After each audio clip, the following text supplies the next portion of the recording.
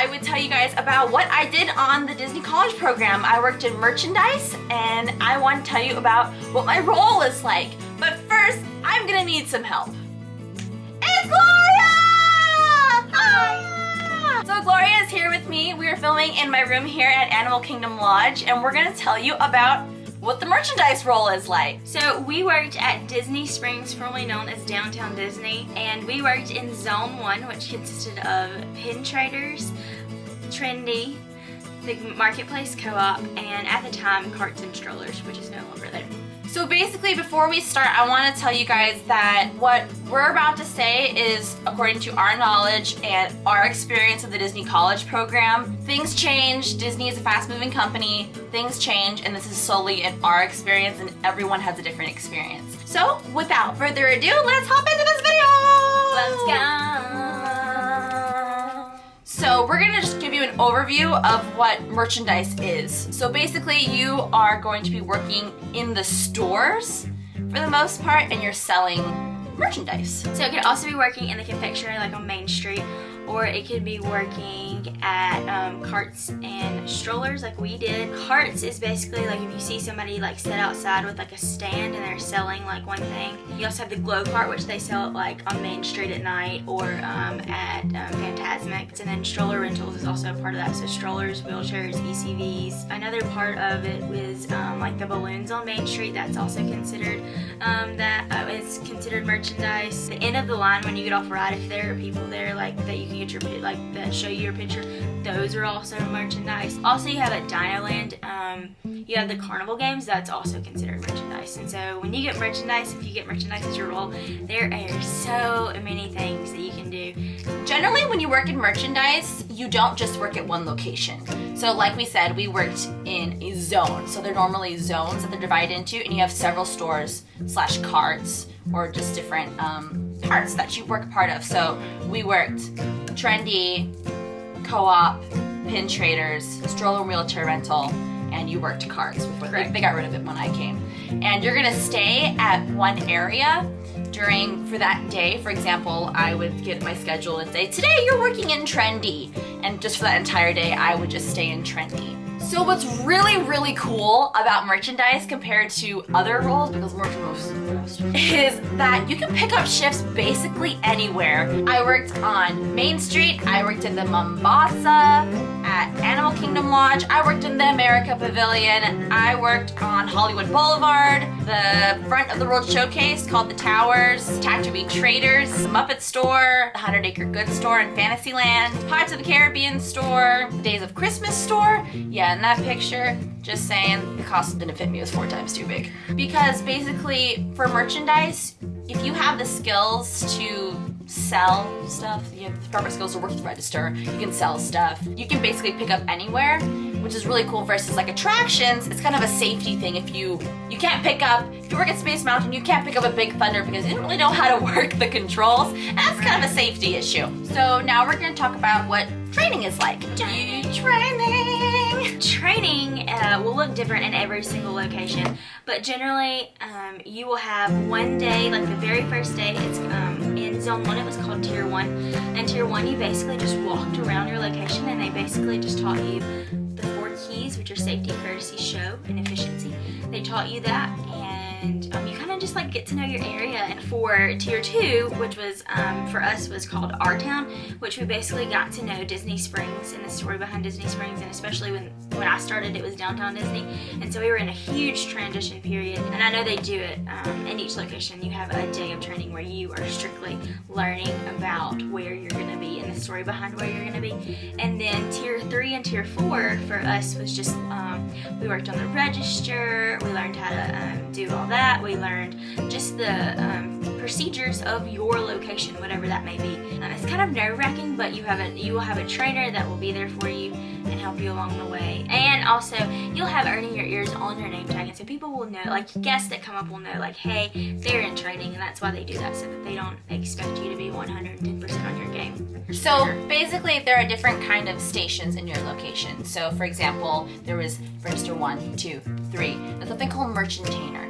Now, merchantainer is someone who just walks around the store and helps people, talks to people. I'm mostly just talking to people, but you know, people who come up and they're like, where is this? There's also special stations for depending on your location.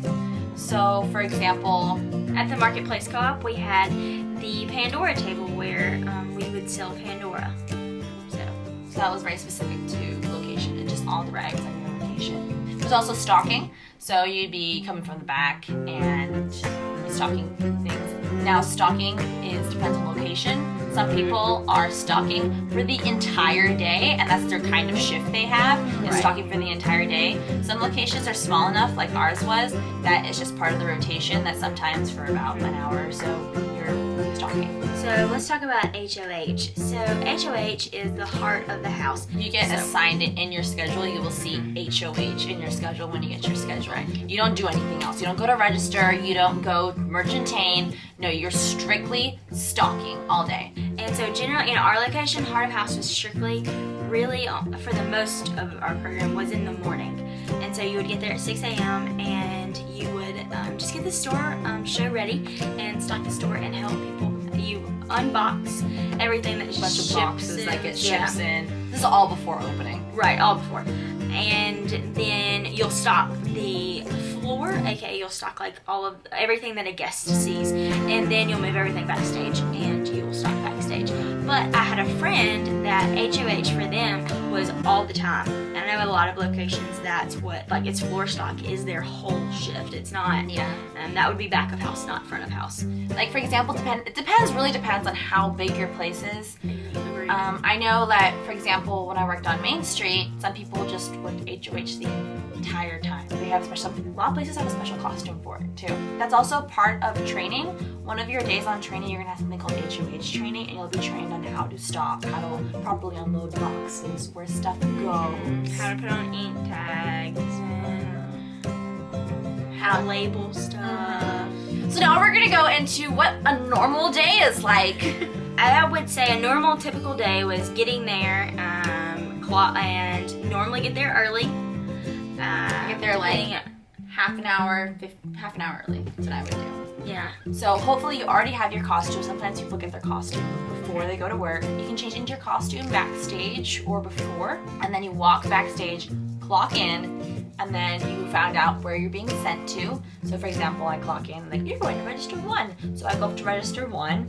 And I work there, and then throughout the day you're going to be rotated through different stations. Register 1, you get to be on the floor, you can maybe you're stocking, and then you're going to have some breaks, hopefully. I mean, usually you have at least 1 break. Maybe you have 2 depending on how long your shift is. And it's going to be different. If you're opening, there's going to be opening procedures. But generally if you're a CP, you're going to be closing. So you'll generally be there after the park or Disney Springs. Basically your store has closed, and you're going to be part of helping close the store. It really depends on your location, but generally... How many times have we said that? Yeah. we say it a lot. It really does depend on location, but at least for us, what we were responsible of doing is we kind of get assigned a certain part of the store depending on how big the store is, and you'd be in charge of making sure the store looks pretty. So maybe sweeping, collecting all the trash, taking out the trash to where the trash is, making sure all the shelves are very nice, and then a leader would come around and make sure everything looks all pristine, everything like that. But some locations are just way too big to do that, and closing procedure is a little bit different. Some locations are just so big that you can't possibly restock everything. So sometimes you have to restock things if you're closing, but for example, if you worked at World of Disney or you worked at the Emporium. Right, and that's when HOH would come in, and that's why HOH gets there early to help set up and make that store show ready. So not every day is the same. Yes, you have normal days, but for instance, you could be having a special event. I worked a lot of special events throughout my time at Disney Springs. I worked a Vera Bradley launch, so we were the main location where they would launch a bunch of stuff at the co-op. And so we had Barbara Bradley, the co-founder of Vera Bradley, came in, and we just basically you're just there's a line, and you're control, like, you know, manning the queue, or you're assisting whoever is there, or you're working like they need extra people on the floor, just in general walking around, or they need door greeters, or they need people working the registers. Like, there's a ton of stuff that goes with an event. Special events would be, it could be yeah, it could You could do private parties, yeah, right? private parties. Mickey's Not So Scary Halloween Party, like that's considered an event. The merchandise role is not exactly what you think it is. Yes, you're selling stuff, but at the same time, it's so much more than that. It's more about the guest interaction. I spent more time interacting with the guests, asking them how their day was, playing with the kids, and getting them really hyped up, getting them birthday buttons, pin trading with them. I did that so much more than actually selling things. It's more about you making an experience for the guest and being part of, you know, their magical trip than, hey, I'm gonna help you buy this candy apple. So hopefully that gave you a good summary of what the merchandise role is like. Of course, we could not go over everything that goes into the merchandise role. It's a really awesome role. Merchandise role. If you have any more questions, please don't be afraid to ask in the comments below. We'd be happy to answer them for you, because I know we could not go over everything. And like I said before, this was specific to our own experience. Like we said before, every location is different, and Disney is a huge company. It's always changing, so a lot of things could change by the time you do your CP, or if you did in the past, it could be very different. But hopefully this gave you a good idea of what the merchandise role is like. Thank you so much, Gloria, for joining me! Thank you for having me. Yay! And don't forget to like and subscribe, and I will see you in my next video. See ya! Bye.